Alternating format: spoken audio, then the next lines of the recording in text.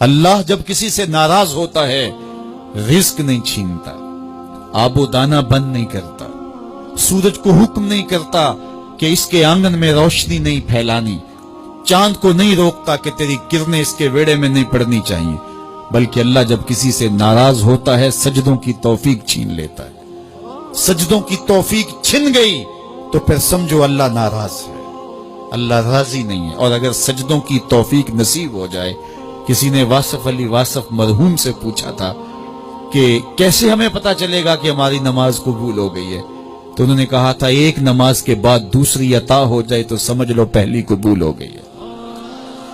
تو نمازوں کا نصیب ہونا یہ اللہ کی رضا اور اللہ کی خوشنودی کی دلیل ہے، اور سجدوں کی توفیق کا چھن جانا یہ اللہ کی ناراضگی کی دلیل ہے۔ میں اور آپ دیکھیں کہ ہم کہاں کھڑے۔ دیکھیے دولت تو کفار کو بھی ملتی ہے، اللہ دولت اسے بھی دیتا ہے جس سے راضی ہے، اسے بھی دیتا ہے جس سے نہیں راضی، لیکن سجدوں کی توفیق اسے ہی دیتا ہے جس پہ وہ راضی ہے۔ تو 5 گانا نماز شعار زندگی بنا لیجئے، نماز قضا نہ ہونے پائے۔ قیامت کے دن بے نمازی اس صف میں کھڑا ہوگا جس صف میں نمرود کھڑا ہوگا، جس صف میں حامان کھڑا ہوگا، قارون کھڑا ہوگا، شداد کھڑا ہوگا۔ مجھے بتائیے ہم میں سے کوئی یہ گوارا کرتا ہے ہم اس صف میں کھڑے کر دیے جائیں جہاں دشمنان خدا کھڑے ہوں؟ آج کوئی نماز پڑھے یا نہ پڑھے، حشر کے دن حکم ہوگا کہ اللہ کے حضور سجدہ کرو۔ ہر کوئی سجدہ کرنا چاہے گا، جو نہیں پڑھتا وہ بھی کرنا چاہے گا، لیکن بے نمازی کی کمر اکڑ جائے گی، وہ آرزو رکھنے کے باوجود سجدہ نہیں کر پائے گا۔ قرآن بتاتا ہے کچھ لوگ جہنم کو دھکیلے جا رہے ہوں گے، انہیں کچھ لوگ پوچھیں گے ما سلککم فی سقر، تم جہنم کو کیوں جا رہے ہو، کیا ہوا تمہیں؟ تو وہ جواب میں کیا کہیں گے؟ لم نکو من المصلین، ہم نماز نہیں پڑھا کرتے تھے۔ سب سے پہلا حساب قیامت کے دن جو بندے سے لیا جائے گا وہ نماز کا لیا جائے گا۔ پہلا سوال بندے سے یہ ہوگا۔ یا چڑیاں بھی رب کی تسبیح بولیں اور اشرف المخلوقات سویا رہے؟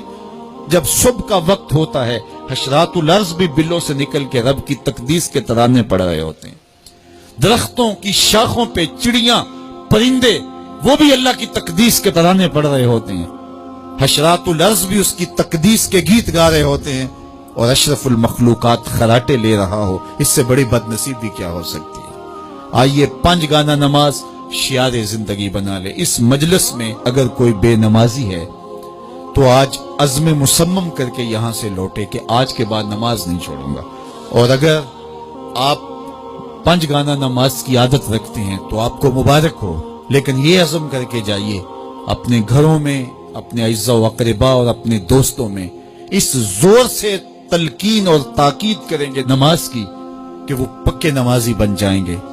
بندہ بندگی سے سجتا ہے، زندگی آمد برائے بندگی، زندگی بے بندگی شرمندگی۔ اگر زندگی میں بندگی نہیں تو زندگی کے پلے ہے کیا؟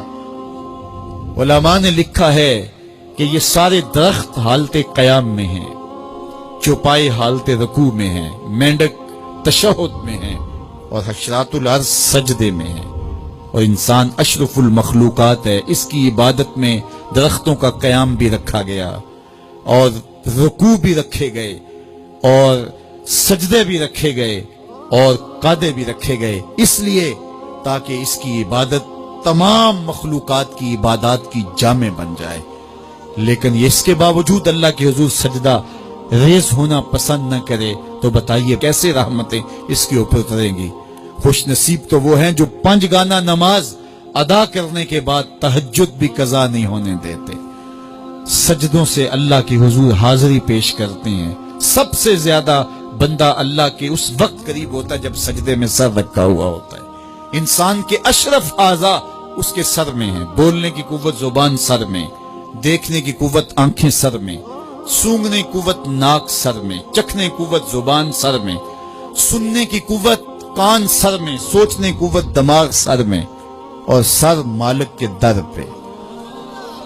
ناک بھی رگڑ رہا ہے، پیشانی بھی رگڑ رہا ہے، اور زبان سے کیا کہہ رہا ہے؟ سبحان ربی الاعلی، مالک مجھ سے نیچے کوئی نہیں، تیرے سے بالا کوئی نہیں۔ انسان کو بندگی کا ذوق جب نصیب ہو جاتا ہے، جب اس کے حضور بندہ جھکنے لگ جاتا ہے تو پھر وہ کسی کے آگے نہیں جھکتا۔ وہ ایک سجدہ جسے تو گراں سمجھتا ہے 1000 سجدے سے آدمی کو دیتا ہے نجات۔